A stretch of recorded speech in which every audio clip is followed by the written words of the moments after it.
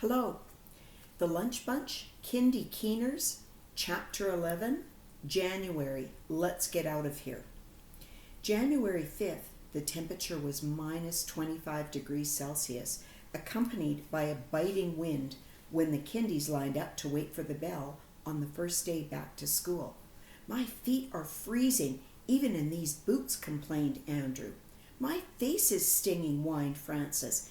Ew, Matthew, you have an icicle hanging from your nose, squealed Pooja. Winter in Alberta was showing her true colors to the international families. Keep moving and you will stay warmer, coaxed Brandon. My mum says there is no bad weather, just bad clothing. Put your hood up over your hat to help stay warm, said Ashley. Little hope for the warm weather in January existed in Mountain Creek. Everyone was mummy bundled up with scarves wrapped around their faces to stop the nasty wind. Ms. M planned for an extra long sharing circle because she knew the Kindies would be excited and have lots to say about the last 2 weeks at home. The children loved to talk about anything and everything that went on in their homes. They especially wanted to talk about the special things they did over the holidays. Most children got to spend time with cousins and grandparents. Frances, Matthew, Andrew, and Pooja did not spend time with family, as it was too short to fly home. They would go home to visit family over the longer summer break. Cunningham Design Solutions Limited, or CDSL, looked after its employees, especially during important family holidays. They had Christmas events during the break for the employees and families to participate in.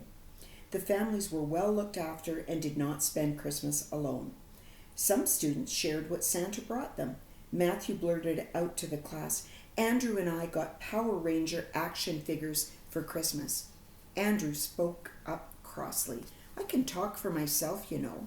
Apparently, it had been a long 2 weeks of brother time. Santa brought me books and a tea set, reported Frances. I got real lipstick and princess dress-up costumes, shared Pooja. Brandon was happy to tell the group, I got more Lego to add to my collection. Santa brought me a Barbie and a red convertible for her to drive, Ashley said excitedly. Over Christmas break, most children spent time outside in the snow, either playing in their backyards, sledding at a local hill, or ice skating on the outdoor rink. Then, when all the children were finished sharing their news, they prepared to move on to the day's work tasks. Before we move to our work, I have some news I would like to share, smiled Miss McAllister. On Christmas Day, I spent the day with my whole family. My parents, grandparents, and my brother and sister were all there. We were just about to sit down to our turkey dinner when my boyfriend proposed to me. Do you know what the word propose means? Ms. McAllister asked the Kindies. None did, and most of the children were distracted because they were ready to see what had changed in the classroom centers.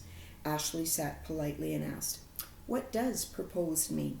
Ms. M explained that her boyfriend asked her to marry him, and she said yes. Frances looked like the cat that ate the canary. She couldn't help it, but she spilled the tea. This is not really news to a few of us, Ms. M. We had this figured out long before Christmas, when you were giggling over the phone and closing the door so we couldn't hear what you were saying. Ms. M blushed and shut Frances down. Thank you, Frances. Let me continue. The best news is that the wedding date is set for the end of June, so I will keep you updated on all the plans. She wore a gold engagement ring on her left ring finger and kept looking at it. It was a very wonderful time for Ms. M. Frances wondered if her boyfriend had a name, but her mum had told Frances over the break to be a listener sometimes, not always the talker. Frances thought she was really showing restraint. The first lunch bunch meeting of the new year revealed 2 things. The code writer had sent each lunch bunch member a Christmas note, and every single agent was excited and intrigued about the discovery of their headquarters. What did you think of the Christmas note, Matthew? Wondered Ashley. What Christmas note, Ashley? He said. Who got their parents to help them read the Christmas note at the bottom of our backpacks? Ashley asked the agents. Only Francis, Pooja, Andrew, and Ashley knew about the notes. Brandon and Matthew were far too busy over the break to even open the envelope. Somebody wrote, I hope you have a wonderful break from schoolwork and mystery notes. Will you ask your parents to help you read this note? Time will tell. This is the cursive writing that I used to write your names on the back of the mystery coded notes. Well done breaking the codes. Who am I? Recited Francis word for word. I still don't know who wrote the notes. Do you? Asked Pooja. Mom thought it was probably Ms. McAllister. My family thinks it's Mrs. Dewberry. She loves crimes and mystery, added Francis. How about you, Andrew or Matthew? Brandon? Do you know who wrote the note? Asked Ashley. The replies were firm no. I want to go back in and spend a few minutes in our headquarters, announced Andrew. I'm with you, Andrew. I want to have a look at the mystery notes all laid out together in case they give us a clue about who wrote them, said Brandon. That's all I thought about over the break, especially with the newest Christmas note, said Ashley. Brandon reminded them that the snow would make it difficult, but not impossible, to hide their footprints. Ashley wondered, should we go in sooner than later? It seems we all want another look. How about we ask our parents for a Thursday play date after school? They decided they would ask and let each other know quickly. Francis was glassy-eyed and kind of unfocused. Agents, we have a wedding to plan. Did you hear Miss M? She said she would keep us in the loop with the planning. I have amazing plans for her wedding. After school on Thursday, the first order of business was to create multiple footprints and disguise the directions they were going around the stairs. What is the plan to go in? Asked Pooja. Brandon had been giving it some thought and said, I don't think we can chance going in as a group. I'm concerned. I think we still need to have lookouts. Maybe 4 of us can go in and 2 stay behind to be the lookout agents, Andrew suggested. Great idea, Francis said, bouncing up and down. I'm ready to get back into HQ. Let's go in order of our spy numbers. Wait. Maybe Francis and I should be the first lookout group, Matthew said. I am the best climber, and Francis has the loudest voice, so she could warn the inside agents if someone is around. Not fair. Francis pouted, about to argue. I am the loudest, but I'm Agent 001. I should go in first. I think Matthew is right, Ashley replied, turning to Francis. You are the loudest, so I'd feel safe if you were on the lookout team. Fine, Francis huffed, then turned to join Matthew at the top of the stairs. I do have the best voice in the group. With the complimentary description of how important she was, Francis supported the decision. The inside team thought they would need about 20 minutes to check out HQ to see if everything was the way they left in December. Before they sprung into action, they reviewed the armed signals. Then Matthew climbed the lookout, Francis went to the tarmac by the stairs, and the rest quickly disappeared into the walkway. Without any reminding, the lunch bunch remembered the drill. Single file, quiet, and count 48 steps as you go. All seemed the same, and the team could move quickly on the dry cement on the walkway floor. Even with the bulk of their snowsuits, the crew moved smoothly down the walkway to the door of HQ. Brandon opened the door, shone the flashlight inside, and quietly turned on the trouble light. Andrew was the last agent in and shut the door behind him. They took in the space and smiled. It was exactly as they remembered. The brown paper notes were in the pile where they left them. The furniture was still in place. Pooja brought thumbtacks from home to hang up the messages in order on the bulletin board. Ashley felt bad that Francis and Matthew were left out of the mission.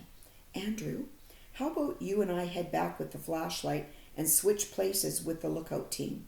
They were as excited as we were to get back in here. Good idea, Ashley replied. Andrew. We'll get back in here lots. Let's share the first longer visit with all the agents. Brandon wondered and asked, Pooja, do you think we should switch out so quickly? Pooja quickly replied, oh, for sure. Francis and Matthew are important members, and it is kind of Ashley and Andrew to offer. Brandon gave Ashley the flashlight. As they reached the outer door, Ashley knocked 3 times on it and waited for any feedback. When there was silence, they crawled out under the stairs. Matthew panicked when he saw only 2 agents emerge from the walkway. He quickly ran to the stairs with concern on his face. Ashley explained the new plan and they switched places quickly. Andrew was at the top of the playground equipment in no time as Ashley took her place closer to the stairs. Matthew took the flashlight and Francis reminded him that she was the higher ranking agent 001 and she should take the lead. 001 ordered Matthew to surrender the flashlight immediately. Oh, brother Francis, complained Matthew, but he knew better than to argue with her. They ran the 48 steps to HQ. They knocked 3 times on the door and entered. Pooja and Brandon looked like they had seen a ghost. What? Demanded Francis. What's wrong? What happened? Asked Matthew. Pooja said she was hanging up the messages in order and found a new one, Brandon said. Lunch bunch. Congratulations on your new headquarters. No code this time. Ask Leroy. Brandon said, let's get out of here. We need to share this news with Andrew and Ashley. Pooja chimed in, we need to talk about this as a whole team. With that, the 4 agents closed up HQ and raced as quickly as they safely could without falling to the outer door. Brandon knocked loudly and urgently 3 times. He only waited a couple of seconds before the team burst out from behind the walkway and raced to the playground equipment. Ashley could tell by the speed they traveled to the playground, even Francis was sprinting, that something bad had happened. Somebody left a note in headquarters. It said to ask Leroy, Pooja shouted, and then she explained carefully exactly what it said. How did they get in? There were no footprints by the stairs, wondered Andrew. Is there another way to get in? Maybe from inside the school? Suggested Brandon. Francis yelled, Attention agents, you are missing the point. Leroy must know something about the coded messages. Is he the person who left them behind? If Leroy was behind the coded messages, how did he get them in our backpacks? Asked Matthew.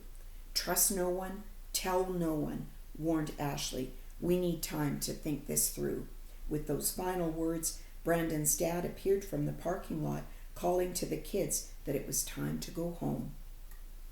On Friday, the weather was milder, and the Kindies looked forward to playing outside at recess. What a perfect winter wonderland setting for playing fox and goose, constructing snow forts, and building snowmen. The town of Mountain Creek had snow removal machines that cleared the walking path at the back of the playground. The snow was piled in big mountains all along the path, and the kids loved climbing, sliding, digging tunnels, and hoping the recess bell to go back into the school wouldn't ring. Andrew and Brandon trudged as quickly as they could to the snow piles at the back of the playground. Hurry, Andrew! The first kids out to the snow pile will get the best spot. We need to get a tall part of the pile so we can build a hiding spot. They dug and clawed at the snow, and even though Andrew had never seen this much snow before, he knew just what to do. Brandon, I hope the recess bell doesn't ring. This is almost better than running around the perimeter of the playground. I love winter, shouted Andrew from the hidey hole he was digging.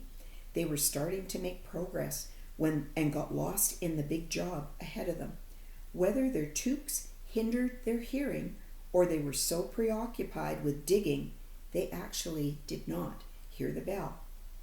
After recess, the Kindies settled into the new snow centers and soon became engaged in their activities. Ashley wanted to play the snowman sight word matching game with Brandon. They had lots of fun together, and there was no drama when she played games with him. She looked around the classroom and couldn't see him. Ashley went to the teacher. "Miss M, where's Brandon?" Miss M looked around the classroom and didn't see him. She wondered if he might have gone to the bathroom without asking. She tapped the bell on her desk, and when the children were silent, she looked at her and said, looking at her, she said, "Kindies, did Brandon go to the bathroom? Anybody know?" "I was just there on my way in from recess, and he was not in the bathroom," confirmed Matthew. Pooja looked at Frances and shrugged. Frances shook her head and said, "No idea where he is." Nobody knew where he was. Ashley watched Miss McAllister's face and thought she saw some worry start to creep in. Loudly and firmly, Miss M commanded, "Children, sit at the carpet and wait quietly for me to come back. I'm going to check the hall and washroom for Brandon."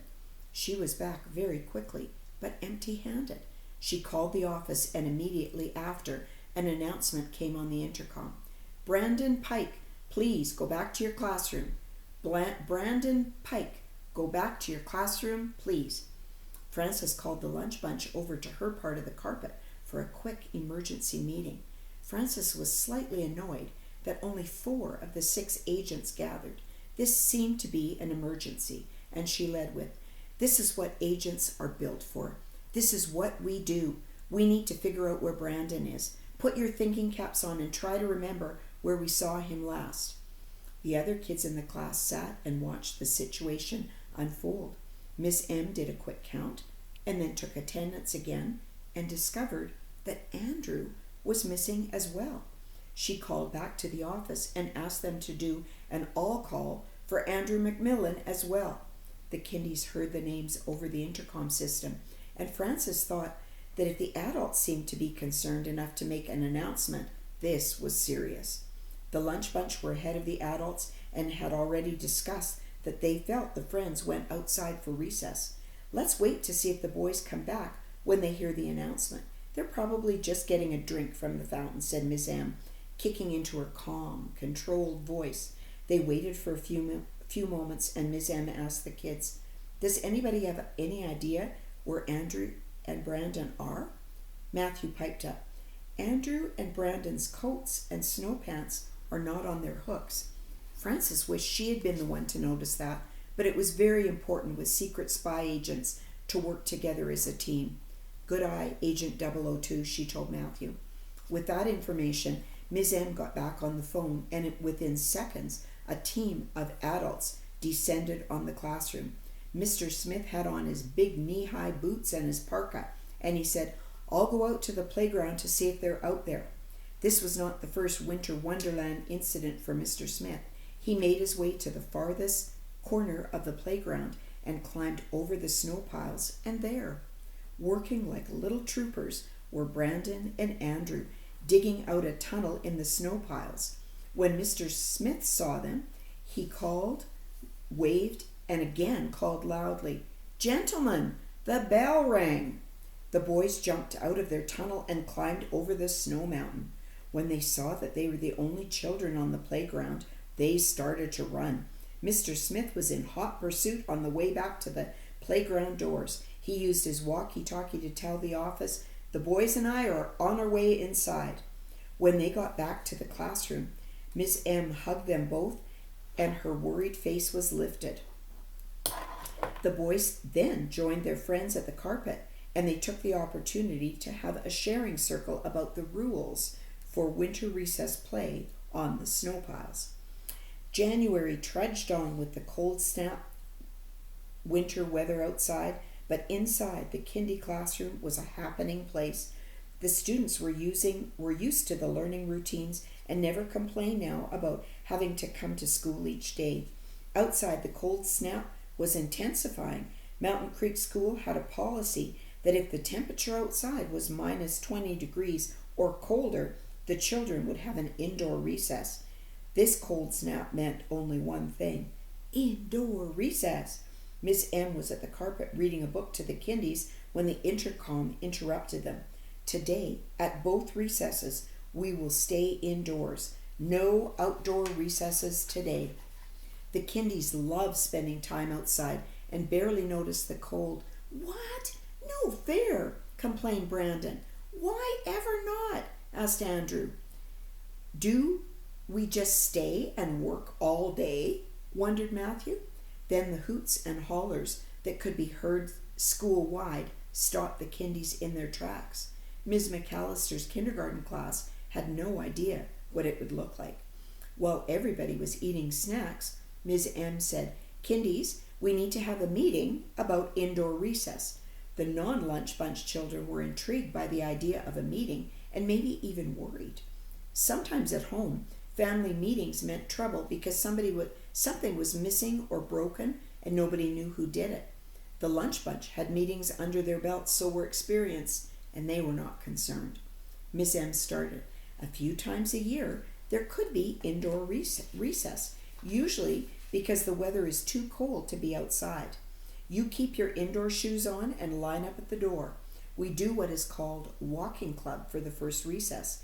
Music will be played over the intercom, and every student leaves their classroom to join in. The school was set up so students could walk in a complete circuit around the school like a walking track. When they heard, "Walking club participants, are you ready?" the Kindies exited the classroom. The music started immediately and the songs were jaunty. You knew Mrs. O'Neill had a hand in music selection, as there were some great old tunes that had a good beat. Today they walked, marched, giggled, danced, and sang to the Beatles songs. They would switch up the music each time to make it more interesting for the children. Pooja was in her glory, singing and walking with sassy dance moves. She told Ashley, "Indoor recess is amazing." To break up the long, cold month of January, Ms. M sent a note home to Kindie families. On Friday, January 23rd, we will be celebrating Robbie Burns Day. Robert Burns was a renowned Scottish poet. You will recognize his work in the lyrics of the famous New Year's Eve song, Auld Lang Syne.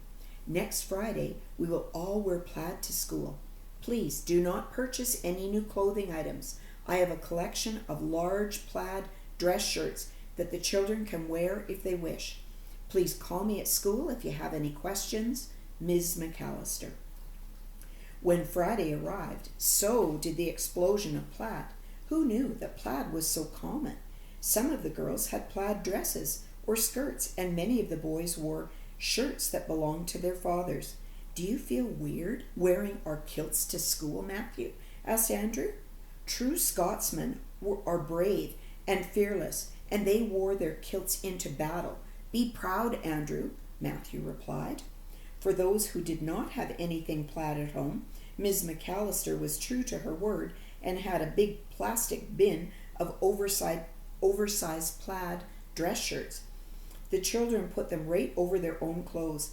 "This is more like a dress than a shirt," giggled Pooja. She had to roll up the sleeves and the shirt hung down past her knees. "I feel like the Princess of Scotland. Do I look like I am wearing a long plaid gown, Ashley?" asked Frances. "You really do, Frances," confirmed Ashley. Turned out, no matter whether the children wore plaid to school that day or not, they all wanted to wear one of the oversized Scottish shirts. Ms. McAllister had done her homework, and she borrowed a video and storybook from the public library.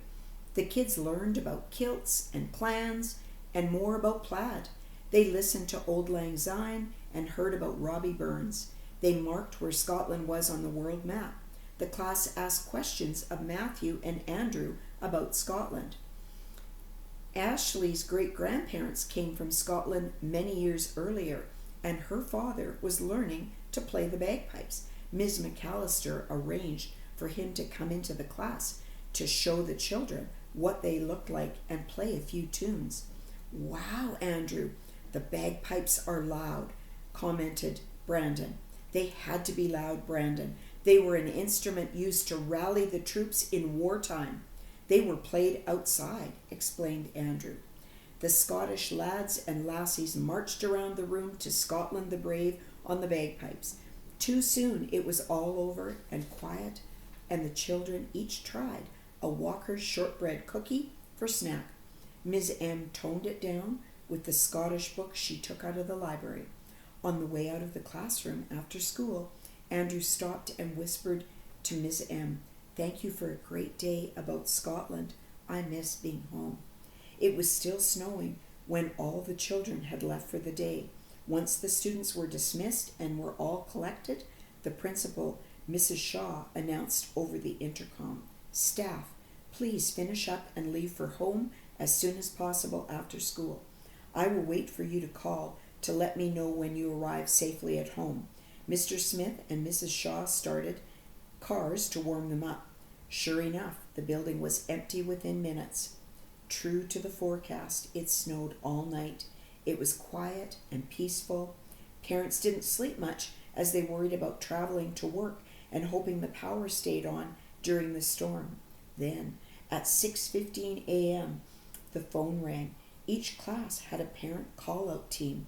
They divided up the home phone numbers and in the event of an emergency could contact the entire Mountain Creek family list in 15 minutes. Snow day. The teachers and students were excited to have a midweek holiday. Then a second call went out to the families from CDSL. They were shutting down the office for the day as well, so parents wouldn't have to worry about childcare.